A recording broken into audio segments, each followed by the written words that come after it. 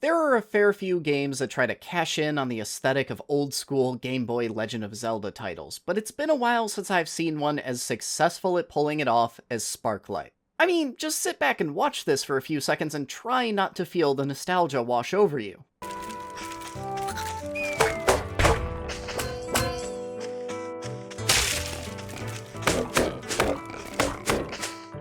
That said, it's not Legend of Zelda inspirations all the way down.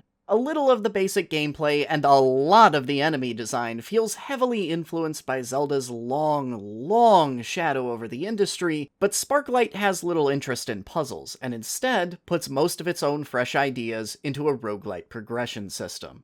As always, I'm Alex, and this is First 5, where I ask if games are worth your time, not your money. I played a game for 5 hours, and I'm gonna tell you if those were 5 hours well spent. And today we're fighting back the Baron in Sparklight.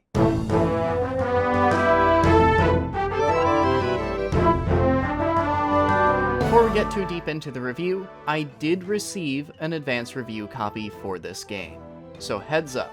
The best way I can describe Sparklight is that it's not necessarily an easy game, but it is incredibly easy to play. It hasn't been since A Short Hike that I found a game that's so effortless to just slip into and exist in.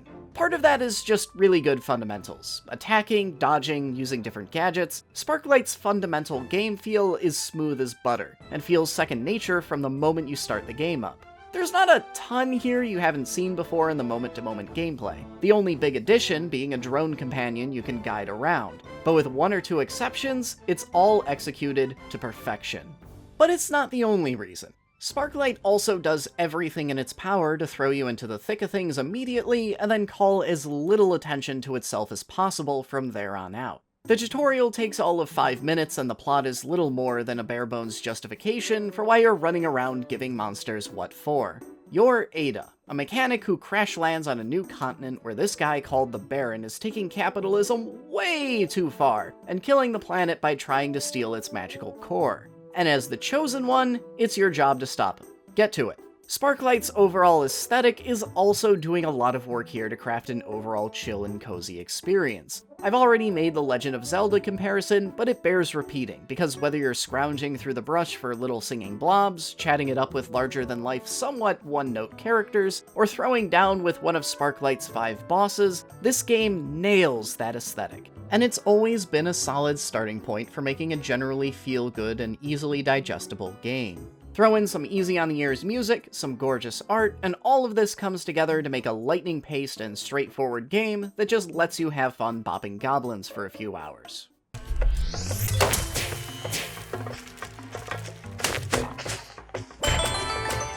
And it's a pretty great time, but there was one thing that kept dragging it down for me. And unfortunately, that was the progression system, where Sparklight makes its biggest decisions, and also where it almost lost me. See, Sparklight is a roguelite. Every time you die, the world has a big ol' earthquake that shuffles the entire map around, but your character is 100% persistent from run to run.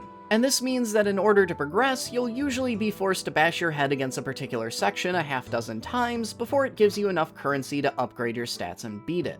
Sparklight has 5 zones that you complete in sequential order, and each time you enter a new zone, there's a bucket list of stuff to hunt down. Find the zone's resident, get its gadget, hit up any mines, maybe snag a chest or two, then go do the boss. And once you beat the boss, it's on to the next zone. But each zone is a hefty spike from the previous one, and it's almost all a numbers game. Regularly, I found myself walking into a new zone where mobs could kill me in a scant few hits, and it felt like my wrench had suddenly turned into a pillow. And it was around the second or third time I got one-shot by mobs that weren't even a boss that I realized, oh, this game wants me to grind.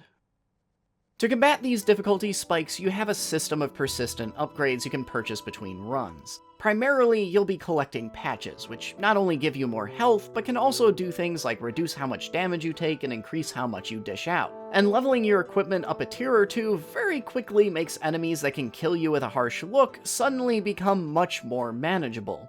Now in theory, this could still work. but Sparklight just doesn't have enough meat to support the repeated runs. To be frank, I frequently felt like I was outrunning the game's power curve, cleaning out all the points of interest in a given zone in 2 or 3 runs, then crashing headlong into a wall with a boss that you must have X damage to beat in a reasonable amount of time. So off I go, farming for currency to get myself properly geared. And that can be a bit of a repetitive process. Both map tiles and enemy encounters repeat regularly, and so what feels fresh on your first run starts feeling a bit rote when you've seen an identical encounter 3 times every run following that. Admittedly, the fact that all of this only amounts to an hour or 2 of extra padding makes it feel like I'm being a little bit pedantic and maybe picking a hill to die on purely on principle, but that's still a full quarter of the time I spent playing the game just grinding repetitive content.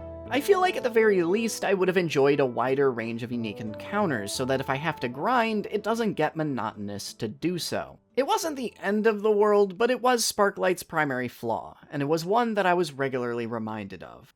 But enough whinging, what do you get out of 5 hours with Sparklight?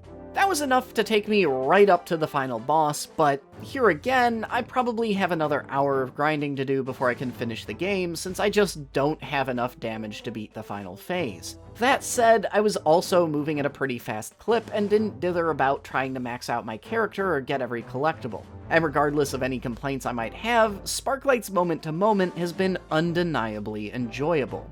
I probably sound like I'm coming down a little hard on Sparklight, but I also want to be entirely clear that I did end up having a pretty pleasant afternoon with this game, all things considered. The moment-to-moment gameplay and overall aesthetic ultimately outstripped any frustrations I had with Sparklight's overall metagame. It's hard to oversell just how easy it is to fall into a relaxing state of flow with this one, and if you're looking for something cute and casual to just chill and bash things around in for a few hours, it's a solid little nugget of a game. Sparklight's not the only Zelda-esque roguelite kicking around either. If you want another take on the idea, check out my review on Cadence of Hyrule. And for more cutesy, breezy goodness, check out Cat Quest 2. But I hope you enjoyed this first 5 review. If you did, maybe consider hitting that subscribe button. If you're looking for games that value your time and don't pad themselves, I'm your guy. Thanks for watching this far, and I'll see you all next week.